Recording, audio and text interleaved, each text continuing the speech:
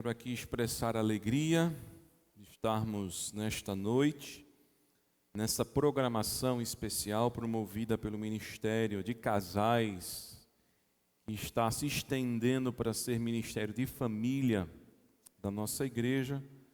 Quero louvar pela direção, pelos irmãos que têm tido, sob a direção do Senhor, essa preocupação, de trazer um conteúdo que possa assim abençoar as famílias da nossa igreja. E a gente sabe, irmãos, da importância de termos famílias estruturadas. O irmão Vitor vai nos auxiliar aí vai colocar o slide. Eu acredito que, como os irmãos estão em diagonal, e não aqui na minha frente, meu posicionamento aqui não vai atrapalhar em nada a visualização dos irmãos com respeito ao assunto que nós queremos refletir nesta noite, de suma importância, que é a comunicação. Como a deixa da pergunta que nos foi dado sobre como está a comunicação na nossa casa. A comunicação, meus irmãos, é um dos elementos fundamentais na estabilidade da família. Nós aprendemos a falar, mas será que a gente aprendeu a se comunicar? A comunicação sempre tem sido o desafio do ser humano. Nós temos a tecnologia facilitando o acesso à comunicação. Mas como é que está a qualidade da nossa comunicação? Então, Vitor vai passar aí. A gente tem como base, na nossa reflexão de hoje, o texto que Tiago traz em sua epístola, capítulo 1, versículos 19 e 20, que eu queria que pudéssemos ler juntos. Vamos ler?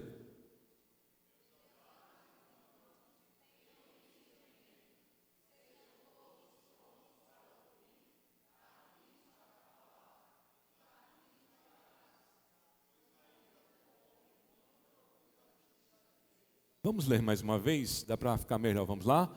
Meus amados irmãos, tenham isso em mente. Sejam todos prontos para ouvir, tardio para falar, tardios para irar-se, pois a ira do homem não produz a justiça de Deus. Vitor, pode passar, querido?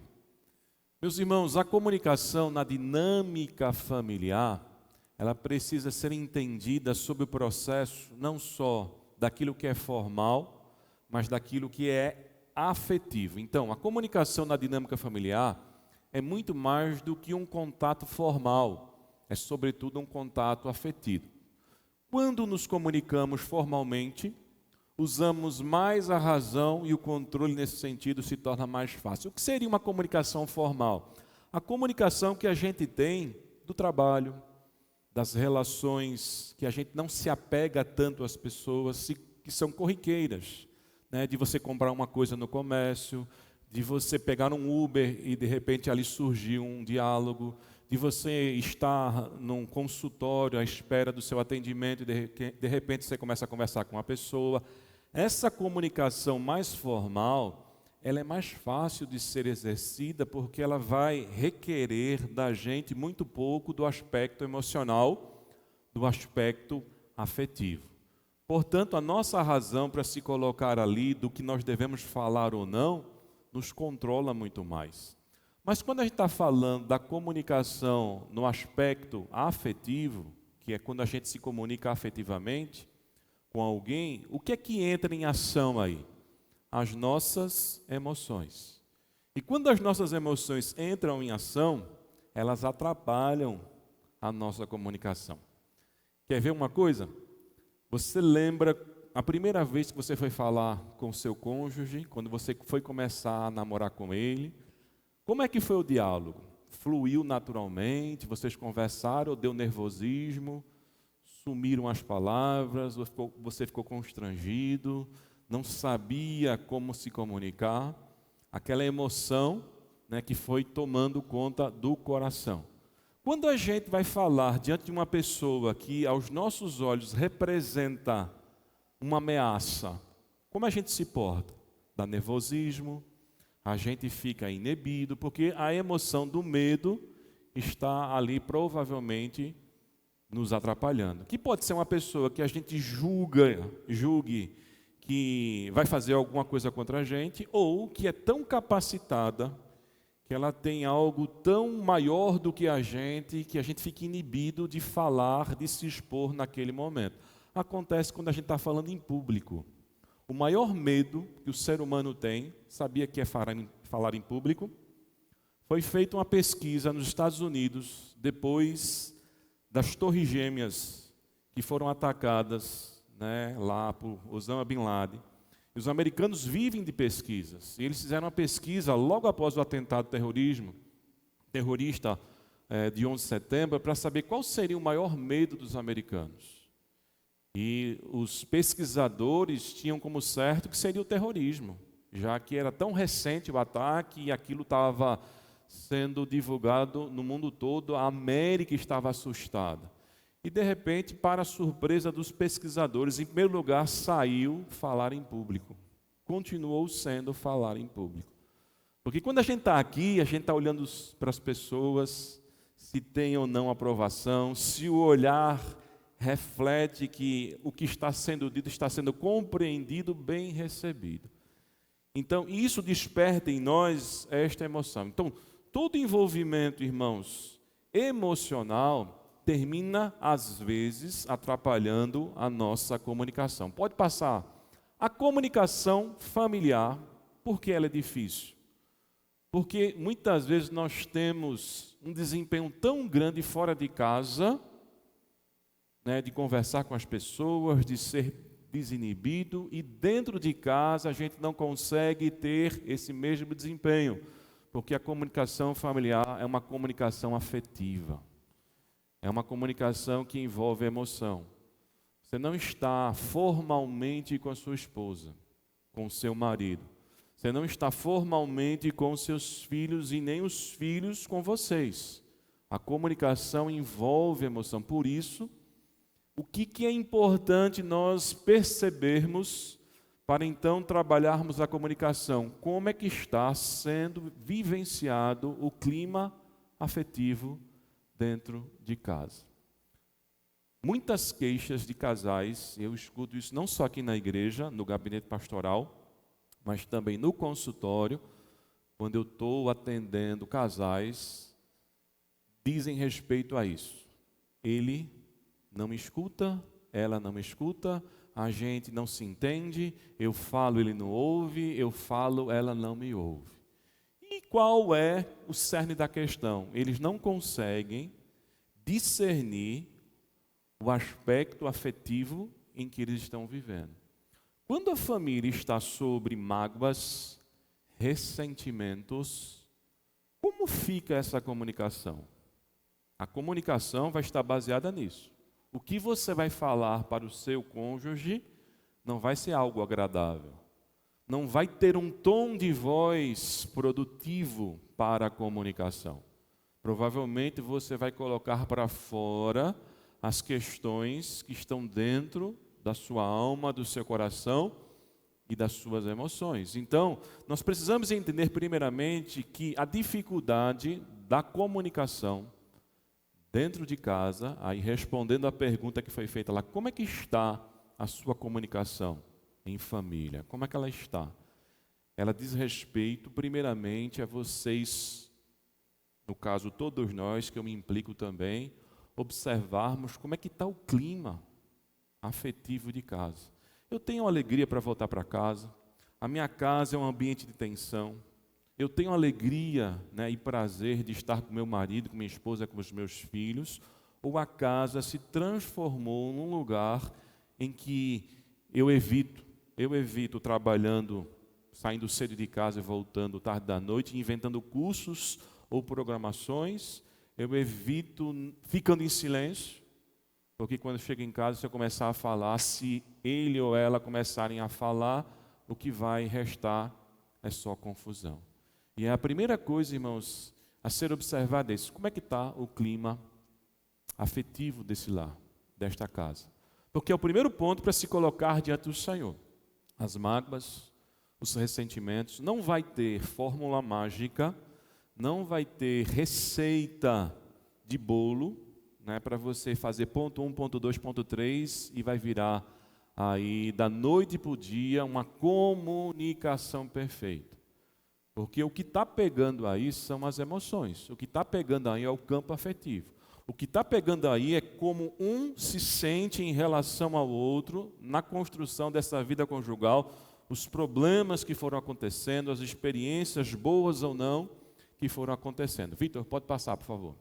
Então, eu quero falar 5 maneiras de construirmos uma boa comunicação familiar. É óbvio que existem outras dicas também, mas eu queria aqui, porque nós temos pouco tempo, pelo menos trazer 5 maneiras importantes. A primeira coisa, uma boa comunicação tem que ser feita com verdadeira atenção. A pergunta é, você ouve o que o seu cônjuge fala para você? Você escuta ele? Eu achei interessante, irmãos, o que o presbítero Medeiros e Luciana ensinaram aqui, porque a gente está falando, mas a gente está se ouvindo, a gente está se escutando. Quantas interferências estão existindo que terminam impedindo que a gente escute o nosso cônjuge? Que os pais escutem os seus filhos, que os filhos escutem os seus pais. O que é que Tiago começa dizendo para a gente? Olha, meus amados irmãos, tenham isso em mente. O que é que Tiago está dizendo? Olhe, a atenção de vocês nesse processo de comunicação tem que ser dada primeiro a quê? A uma prontidão para ouvir. A gente é acostumado, irmãos, e aprende que comunicar-se é falar, mas comunicar-se é ouvir. Sabia disso? A principal tarefa da comunicação é ouvir, não é falar. Quais são as queixas das pessoas, irmãos, no mundo hoje? Quando você senta com uma pessoa para conversar e que daqui a pouco a pessoa se apega e daqui a pouco a pessoa contou a vida toda dela para você e você não conhece, acabou de conhecer, a pessoa esparramou a vida dela. Por que as pessoas estão fazendo isso? Porque ninguém está ouvindo. As queixas maiores hoje das pessoas ninguém me ouve. Por isso que os consultórios de terapia estão cheios. A pessoa tem que pagar um profissional para falar, para ser ouvido. E o princípio bíblico, irmãos, que é o princípio da comunicação, é isso. A nossa prontidão imediata, no momento em que nós estamos nos comunicando, está mais para ouvir ou para falar. Quando a gente está envolvido por emoções que não são boas, porque o casamento já está desgastado, a escuta, ela passa a ser prejudicada. As nossas emoções bloqueiam os nossos ouvidos de ouvirmos o que o marido ou a esposa, naquele momento, quer comunicar a gente. Por que bloqueia? Porque a gente cria uma predisposição de que o que ele ou ela vai falar é para me atacar, é para me denegrir, é para me colocar para baixo. E quando a gente vai criando essas disposições, a gente vai se fechando. Aí na hora de comunicar, você tem na ponta da língua a palavra para atingir o seu marido, a sua esposa, mas não escuta ele, não escuta ela. Por isso que ouvir é muito mais que escutar. Ouvir é ter o coração aberto para compreender os pontos de vista do seu parceiro ou da sua parceira. Ouvir é empatia. Ouvir significa o exercício de me colocar sobre a perspectiva daquela pessoa que vive comigo. Por que ele está falando isso? O que é que ele tem? Por que dessa queixa? Tentar enxergar segundo os olhos dele. Empatia é isso, é se colocar no lugar do outro. Se colocar no lugar do outro é tentar entender o porquê ele está desse jeito, ela está reagindo assim. O que falta, irmãos, na comunicação é aquilo que Tiago está dizendo, e Tiago estava enfrentando um problema muito sério nas igrejas da Ásia Menor. Haviam muitas pessoas que assumiam a prerrogativa de serem mestres sem serem, e quando a pessoa se acha mestre, ela quer mais falar do que ouvir, ela quer mais ensinar do que aprender. E Tiago começou a exortar que essa postura do ter a razão, do eu sei como a coisa é feita, eu não preciso que você me diga absolutamente nada, é a pior postura que pode acontecer, irmãos, em qualquer coletivo. Imagine um lar em que os cônjuges estão presos nas suas verdades e não querem aprender um com o outro. Imagine um marido que se acha o dono da razão e não escuta a sua esposa, e não consulta a sua esposa. Todas as decisões que ele toma porque ele tem o dinheiro, ele acha que ele tem o direito de fazer conforme o desejo do seu coração. A mesma coisa acontece às vezes com mulheres, porque hoje a gente está vivendo um contexto, irmãos, que as mulheres trabalham também. E em alguns casamentos, mulheres estão ganhando até mais do que os maridos. E nisso está acontecendo a concorrência, o jogo de poderes. Quem é que vai dar a última palavra? Quem é que vai ter sempre a razão? Eu brinco lá em casa com Maria, né? Eu e Elisandra, porque no dia 15 eu acerto o salário de Maria, a primeira quinzena, e no dia 30 a segunda quinzena. Aí quando vai no dia 13 e 14 eu digo: Maria, quem é que tem razão aqui em casa? Eu ou ela? Olhe que hoje é dia 13, viu? Veja o que você vai falar. Aí Maria fala: não, pastor, o senhor é o que o meu patrão, o senhor que tem toda a razão. Mas veja, irmãos, brincadeiras à parte, o primeiro aspecto que a gente tem que parar para pensar na construção de uma boa educação dentro da nossa casa é se a gente está ouvindo. Será que os pais aqui ouvem os filhos? As queixas? Para ouvir o seu filho, ou você acha que você, pela sua experiência de vida, vai chegar e vai dizer, vai ensinar? Quantos filhos, irmãos, eu pego no consultório? Pessoas que dizem: olha, eu detesto quando meu pai começa a falar comigo, porque ele não conversa comigo. Ele impõe a vida dele, a experiência de vida dele, o sucesso dele para mim, como se fosse a verdade. Ele não me respeita nas minhas experiências, ele não me escuta. E como é terrível isso, irmãos. Primeiro ponto, primeira base, irmãos, primeiro tijolinho na construção é prestar atenção se a nossa atenção ao nosso cônjuge, à nossa família, ela é verdadeira. É um exercício. Assim como a gente aprendeu a falar, a gente não nasceu falando, a gente foi aprendendo a falar, nós também temos que aprender a nos comunicar. Comunicação, irmãos, não é uma coisa pronta. Comunicação é um aprendizado diário, contínuo. A gente vai aprendendo. O que nós precisamos lidar para que, de fato, possamos aprender? Com o orgulho do coração, com a vaidade, com a soberba de acharmos que somos como aqueles que estavam ali nas igrejas, e Tiago está exortando a estes, os sabedores, os mestres, os donos da verdade. Nós não somos, nós aprendemos.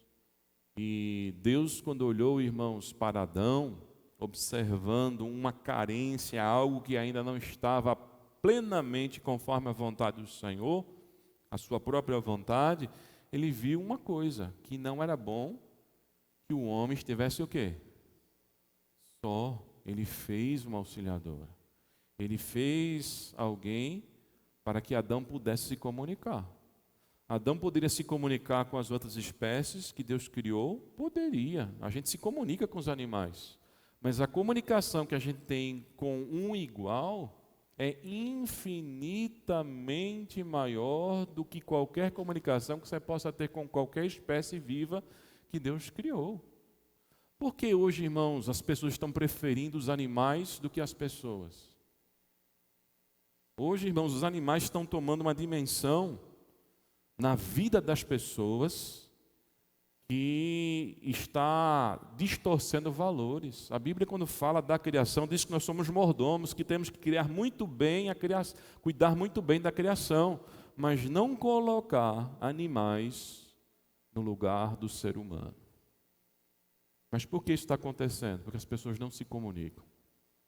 As pessoas não estão próximas. Podem estar geograficamente, mas afetivamente elas não estão próximas umas das outras.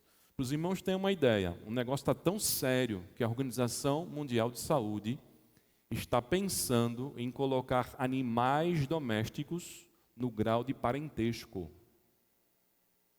Vai estar lá, quando você for assinar um censo lá, parente, meu cachorro, meu gato, meu passarinho.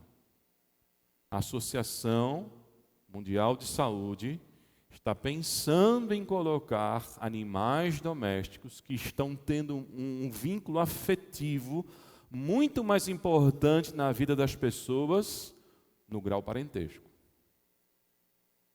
Já teve casos, irmãos, de cirurgias em que pacientes, para se estabilizarem emocionalmente, poderem fazer a cirurgia, ou seja, baixar a pressão, as taxas normalizar para a cirurgia, de que o animal teve que estar presente. Chama lá o cachorrinho desse homem, que é o objeto de afeto dele, que ele se sente bem. Não são mais pessoas. E tudo isso, irmãos, é consequência de quê? Da maneira como a gente se comunica. Parece que a nossa comunicação nos afasta mais uns dos outros. E o reflexo de uma má comunicação dentro de casa está na igreja, quando a gente se reúne.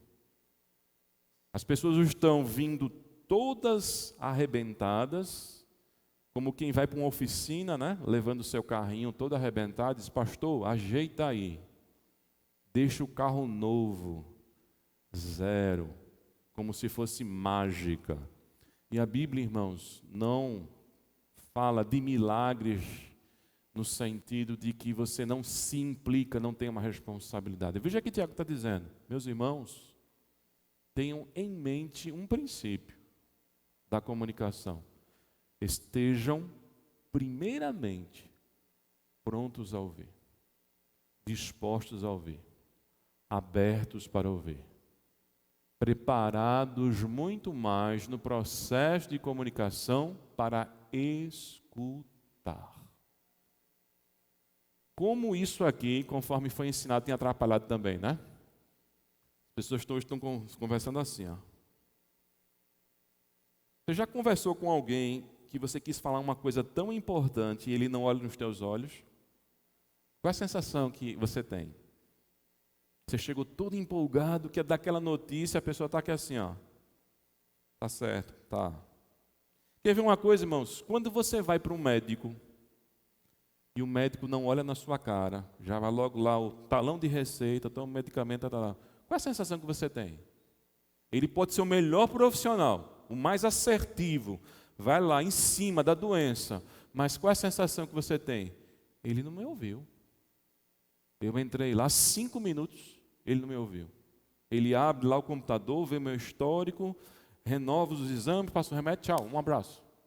Aí você pagou R$300 numa consulta e o médico não te ouviu. Não é uma sensação horrível? Porque quando a gente fala, o que nós queremos, irmãos? Ser ouvidos. Principalmente quando a gente está trazendo uma coisa que é importante. Importante pessoalmente, importante para o casamento, importante na vida dos filhos. E se não houver esse princípio aqui de escutar, vai ser terrível. Segunda coisa, Vitor, uma boa comunicação evita acumular pontos de conflitos. Veja o que Tiago continua dizendo no finalzinho do versículo 19 e entrando no versículo 20. Ele vai dizer que nós temos que ser tardios para nos irarmos. A ira, que é uma indignação, que é um senso que é despertado em nós de justiça, pela nossa condição pecaminosa, ela passa a não ter limites. Por isso que no verso 20, Tiago vai dizer: Pois a ira do homem, a indignação daquilo que ele está achando injusto, não produz a justiça de Deus. Ficar irado, irmãos, não é pecado. Deus se ira e não afeta a sua própria santidade. O próprio apóstolo Paulo, falando aos Efésios, ele vai dizer: se irem, irai-vos, mas não pequem. Tem como ficar irado com o cônjuge e não pecar? Hein? Tem como ficar irado com os filhos e não pecar? Tem como os filhos ficarem irados com os pais e não pecarem? A Bíblia diz que existe uma indignação justa que sobe no coração do ser humano e ela precisa existir. Quando nós falamos, irmãos, das nossas emoções, às vezes nós achamos que algumas delas não deveriam existir. Principalmente aquelas que nós classificamos como emoções negativas, como a tristeza, a raiva. Para que existe tristeza? Para que existe raiva? Se são emoções que não são agradáveis, muitos acham o seguinte: elas não deveriam existir. Mas você sabia que a tristeza, a raiva, como a alegria, como o nojo, foi Deus que nos deu? As emoções que são despertadas em nós, mediante as situações que nós estamos passando, são adaptativas. Imagine você presenciando uma cena injusta e não tendo raiva. O que é que vai fazer? Você não vai ter atitude nenhuma, você vai achar aquilo comum. Você está vendo ali uma pessoa maltratar outra pessoa, você vai olhar para aquilo ali e aquilo não vai despertar nada em você, você não vai agir. O que é que nos leva, irmãos, a buscarmos a justiça? O que é que nos levou a estabelecer leis? As injustiças, as indignações. Quando a gente começou a ver, não dá para ficar desse jeito, a gente não pode permitir essas coisas. No Brasil a gente tem, uma cultura nas leis de trânsito que você só coloca um sinal num cruzamento quando tem um acidente sério, não é isso? Aí fica todo mundo indignado, é um absurdo. Aí reclama lá com o setor da prefeitura de trânsito, vai lá e coloca. Mas se a gente não ficasse indignado, o que ia acontecer? Acidente após acidente. A ira, irmãos, é um sentimento que promove uma emoção chamada raiva. Ela tem o seu lugar e ela tem a sua importância. Então tem como ficar irado com o cônjuge sem pecar, com os filhos sem pecar, com os pais sem pecar. A questão não é a ira, a questão é o que eu faço com esse sentimento. O que eu faço com essa emoção? Eu levo ela para uma atitude, eu transformo ela numa ação. Às vezes a vontade que a gente tem, irmãos, diante de uma situação é meter a mão na cara, ou não é? Às vezes a vontade que você tem em ouvir a voz do seu cônjuge, porque você não está bem com ele diz, desaparece, vai embora, dorme no outro quarto, não vem por dentro, ou não vou para casa hoje, para onde eu posso ir? A sensação vem, o desejo vem, mas eu não vou agir conforme ele. Mas eu tenho que estar consciente dessa emoção para que eu possa trabalhar, para que eu possa colocá-la diante do Senhor, para que eu possa pedir misericórdia. Por isso que Paulo vai dizer: irai-vos, não pequeis, não se ponha o sol sobre a vossa ira. Não deixe a ira virar um sentimento de amargura, não deixe a ira virar um ódio, não deixe a ira tomar conta do coração e adoecer você. De tal maneira que você vai passar a olhar para a sua família sempre com desgosto, sempre com desprazer. Aí a relação familiar vira um peso. E aí você fica sob aquele dilema, Casei, Se eu for me separar, Deus vai pesar a mão sobre mim, porque Deus não aprova o divórcio, mas também ficar nesse casamento, o que eu vou fazer aqui dentro? Primeira coisa, irmãos, nós temos que ver os pontos de conflitos. Segunda coisa, melhor dizendo, quando os pontos de conflitos não são resolvidos pontualmente, ou seja, cada problema sendo resolvido naquele momento, o que acontece? Eles podem ser acumulados e saírem de forma desproporcional em um único evento, levando-nos a reações e emoções destemperadas. Em geral, se não for por um temperamento colérico, né, uma personalidade, um tipo de pessoa que é pavio curto e explosivo, mas em geral, quando a gente explode, é porque a gente aguentou muita coisa. É quando a gente diz, foi o pingo que transbordou o balde.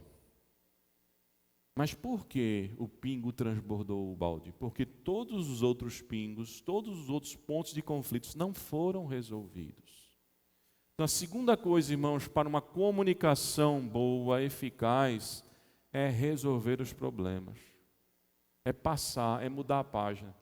Tem gente que não muda a página. Tem gente que o cônjuge pergunta, você está triste? Você não gostou do que eu falei? Não, está tudo certo. Está tudo certo. Lá na frente, depois de um tempo, quando acontece um outro problema, o que ele faz? Ele pega esse aqui, aí fala, mas também lá atrás você fez isso comigo.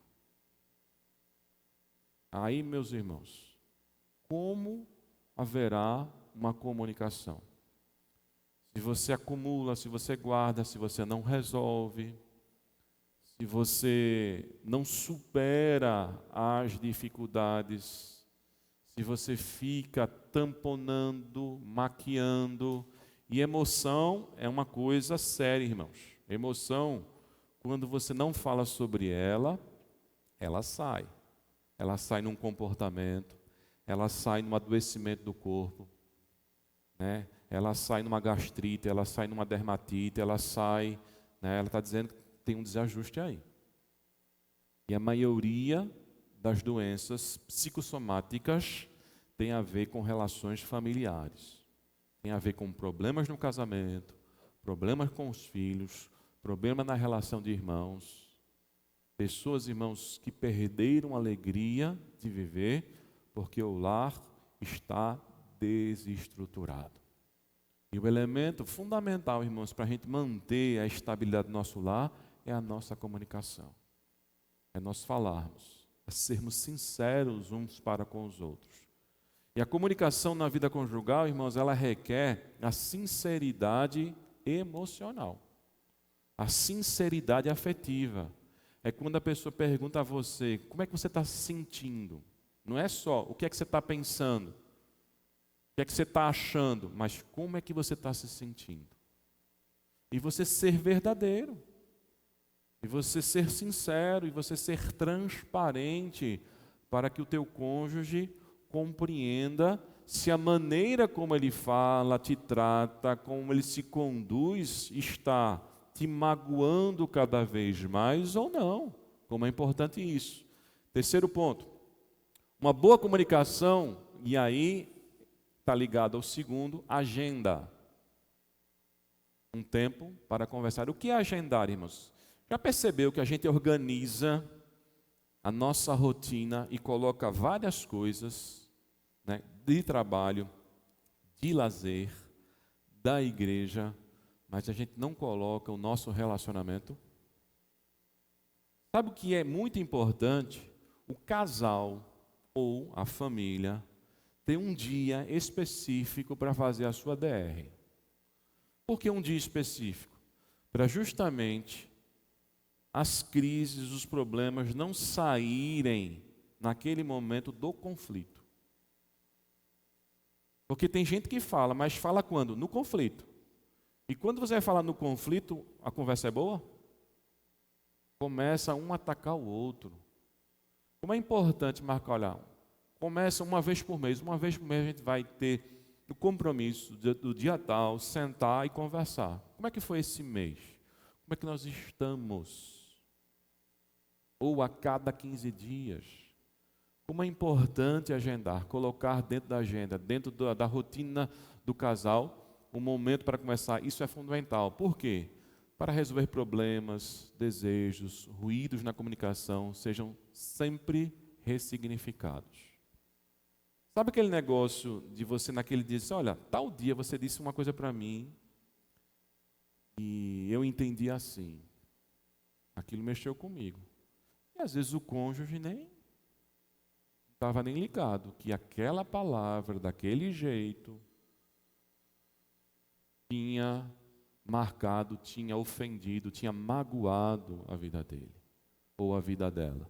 E nesse momento, irmãos, em que não se está tão acalorada a emoção, é um momento mais racional.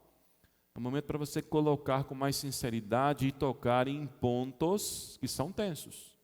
Todos nós temos aqueles pontos do nosso relacionamento que são mais tensos, que a gente termina evitando, procrastinando. Esse assunto aqui não toca não.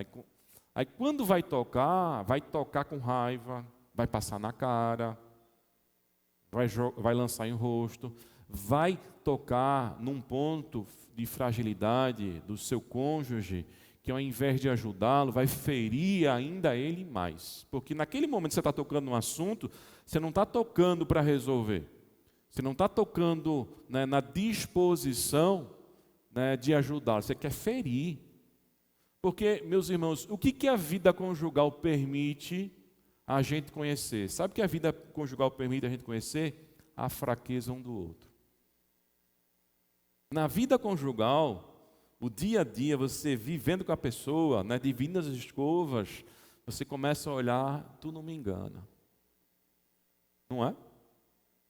O marido chega lá de fora, aquela conversa bonita, quando a mulher chega, tu não me engana não, esse é aquele papinho bonito teu. E vice-versa. Ou não é? Basta a mulher olhar para o marido já sabe que o negócio está feio, ou não é? O olhar, a gente se conhece nos olhares, no levantar de sobrancelha, se conhece, epa, fedeu. Não é assim que acontece? Porque a convivência, irmãos, nos permite um conhecimento que quem está fora de casa não conhece.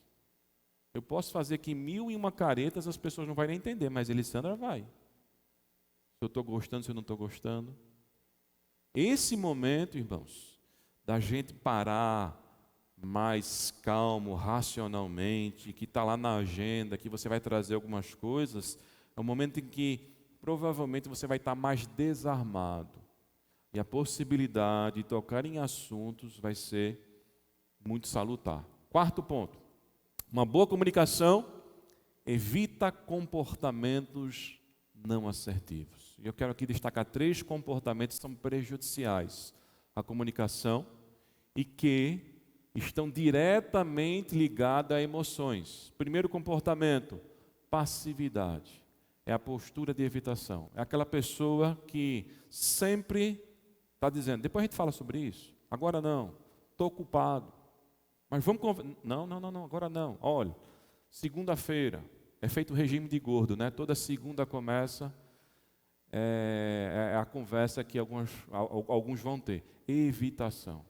Medo de tocar naquele assunto. Não toque nesse assunto. Esse assunto vai me destabilizar, eu vou ficar agressivo, eu não vou saber falar. Aí eu uso o mecanismo de passividade. Eu mantenho um equilíbrio, porque não vai haver conflito, mas vai haver adoecimento, que ninguém consegue, irmão, sustentar um relacionamento desigual e adoecido por muito tempo. Vai chegar uma hora que o negócio vai estourar. O segundo é o contrário, é a chamada agressividade. É aquela pessoa que quando começa a falar, perde o controle. Ele não sabe falar sem atacar. Na passividade, geralmente, o perfil da pessoa é de introversão. Ele introjeta para si. Geralmente, essas pessoas mais passivas assumem muita culpa, né? Aí o outro vai colocando, nosso casamento está desse jeito, porque você é assim, aí você vai aceitando. Você se intimida com o seu cônjuge, porque você se acha inferior, aí vai aceitando. Na agressividade, o comportamento é o contrário. É aquela pessoa que coloca para fora, que grita, que não assume responsabilidade. Quando você vai falar com ela, já vem com 1000 pedras na mão. Que tipo de diálogo pode haver aí? Mas o pior, irmãos, do que a passividade e a agressividade é quando os dois estão juntos. É a chamada passividade-agressividade. O que é isso? A ironia. É quando um ataca o outro, que não é de forma agressiva, mas é irônico. Pegando justamente, sabe o quê? Os pontos fracos do outro. É quando o marido chega em casa, sabe que a mulher não é a melhor cozinheira do mundo, e tira uma gracinha com um prato que não está essas coisas todas. E ela se esforçou tanto, né, para fazer aquela comida, e ele solta piléria. E quando não faz isso em público, vamos lá para casa, porque a mulher é uma excelente cozinheira. O que é que você está fazendo com o seu cônjuge hoje? Afetando a autoestima dele. Irmãos, o humor no casamento é uma coisa muito boa, desde que haja permissão mútua, que um brinque com o outro. Que um brinque com coisas que seriam defeitos, mas que se permita, e que faz parte da privacidade e da intimidade do casal, e não trazer para o público. O que acontece, irmãos, com muitos casais, com muitos casamentos? Eles expõem demais os seus problemas. Ele não consegue falar, às vezes, para sua esposa aquilo que ele quer falar, para sua esposa vai falar, mas quando está na frente dos outros, essa daqui, meu Deus, é minha dor de cabeça. Ou então esse daqui, e aí começa a trazer as farpas. Aí como é que esse casamento é visto fora? É visto com piléria, é visto como se fosse uma piada. Esses dois aí, minha amiga, é só fachada. Aí os comentários são os piores possíveis, que vão ainda piorar mais a relação do casal. Então, atitudes não assertivas, elas precisam ser evitadas. Não use continuamente a evitação. Às vezes, a evitação é importante. Quando você percebe ali que o negócio vai tomar dimensões em que vai haver agressividade de palavras, inclusive física, é melhor parar. É melhor ficar quieto.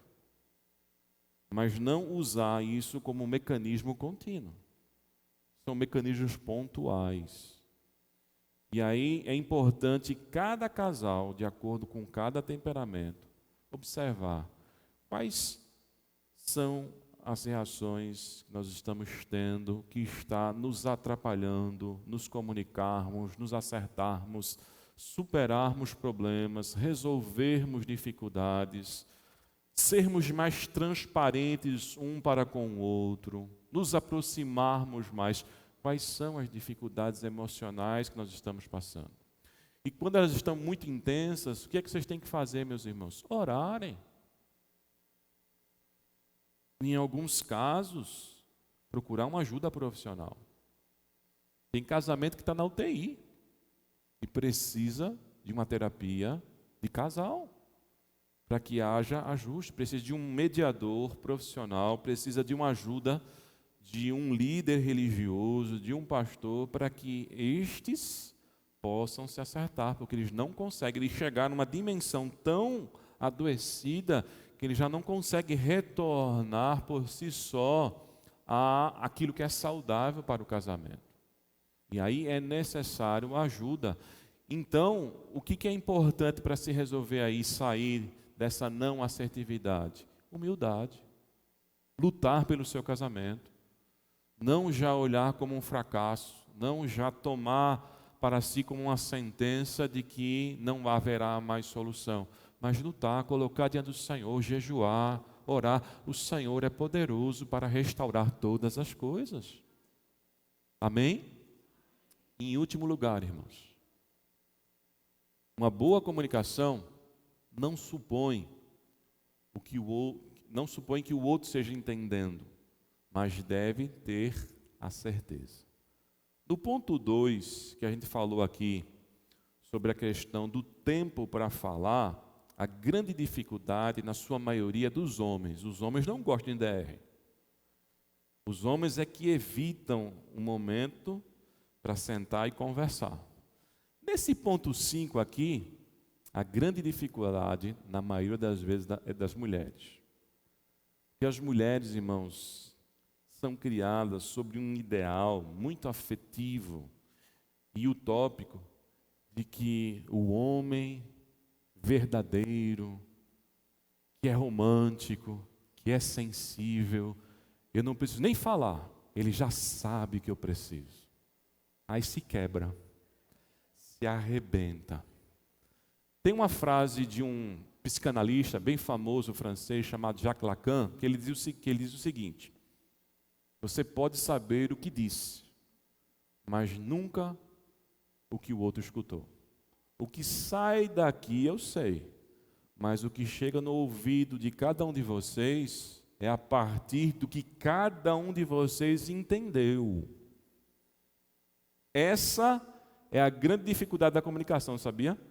A comunicação, irmãos, não é como um Bluetooth que você aciona aqui e o arquivo que sai desse celular chega exatamente aqui no meu tablet.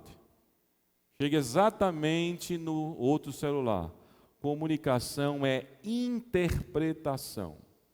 A gente sempre está interpretando o que o outro disse. Por isso que a gente faz, eu entendi assim, eu não entendi desse jeito. Por que a gente faz isso?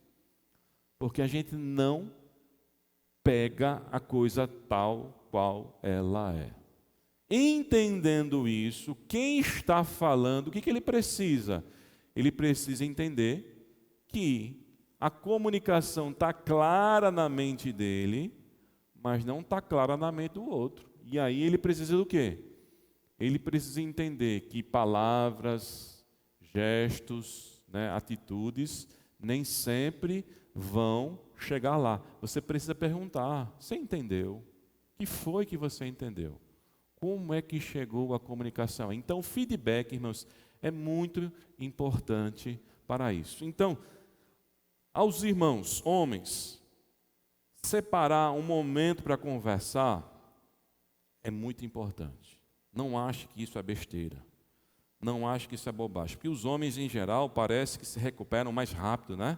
São mais pragmáticos. Tem aquele momento assim, depois resolveu, vai-se embora. E as mulheres ficam, às vezes, remoendo dentro de si aquela questão. Ela precisa falar, ela precisa conversar. Para o homem já está tudo resolvido, não precisa falar não precisa não, bora. Vida que segue. Segue o jogo, né? Como diz. O juiz não apitou, vamos embora. O homem às vezes é muito prático, porque a cultura nos faz ser práticos, mais racionais. A mulher precisa falar. E é importante a gente ser sensível a isso. No entanto, para as mulheres, não fique no mundo da imaginação, não. Achando que ele tem que saber, ele tem que adivinhar. Fale. E eu quero encerrar então, irmãos, lendo uma poesia sobre o casal que não se comunica. Preste atenção. É uma data especial. Maria quer algo de José. Para ela, isso significa que José a ama. Maria espera ansiosamente tal gesto de amor. José é um homem bom e trabalhador. Pensou no que agradaria a Maria e lhe deu um ventilador. Maria queria flores, ganhou um ventilador. Pendurou aquela tromba. José não compreendeu. Esperava alegria e sorriso. Recebeu um desagradável mau humor. É sempre assim, pensam ambos, e novamente não conversam. Maria, na sua carência de amor, espera que da próxima vez José satisfaça seus desejos silenciosos. Gostaria de ganhar presente de surpresa. Perde a chance de explicar o que deseja. É a obrigação de José perceber o que ela quer. José não tem sensibilidade suficiente para perceber a frustração de Maria, mas sofre as consequências. É orgulhoso demais para aprender com os outros o que nunca aprendeu, a linguagem dos sentimentos. Talvez nunca tivesse olhado no fundo dos olhos de Maria. Ambos sofreram fundo, cada um as suas carências. Maria, por amor a José, continua esperando flores, e José, por amor a Maria, continua trazendo ventiladores. O que é que está faltando aqui, meus? Falar, né? Que Deus nos abençoe, que o Senhor nos ajude a nos comunicarmos cada vez mais e melhor com a ajuda do Espírito Santo, da sua palavra, nos ajudando, irmãos, a vencermos os sentimentos que não colaboram para a comunicação. E o último texto que eu gostaria de ler está no livro de Efésios, capítulo 4, onde Paulo, dentre tantas coisas que ele fala que nós devemos abandonar na relação, irmãos, conjugal, essa termina sendo uma das mais importantes. Efésios 4:21, ele vai dizer: livre-se de toda amargura, indignação e ira, gritaria e calúnia, bem como de toda a maldade. Que o nosso coração esteja diante do Senhor. Curve sua cabeça e vamos orar nesta noite. Senhor Deus Todo-Poderoso, nós estamos aqui, Senhor, nesta palestra, nesse momento de reflexão da nossa vida conjugal, da nossa vida familiar, clamando a Tua misericórdia, clamando a Tua graça, clamando a Tua cura e a Tua restauração sobre as nossas vidas. Ó Deus, nos ajuda, tira de nós, da nossa mente, do nosso coração, as barreiras que têm nos impedido, Senhor, de nos aproximarmos do nosso cônjuge. Cura, Senhor, as nossas emoções, cura a nossa alma. Senhor, cura as feridas que muitas vezes estão sendo abertas na convivência conjugal. Que haja perdão, que haja restauração, que haja humildade, que haja compreensão, que haja aquilo, Senhor, que nós temos em Cristo, o perdão.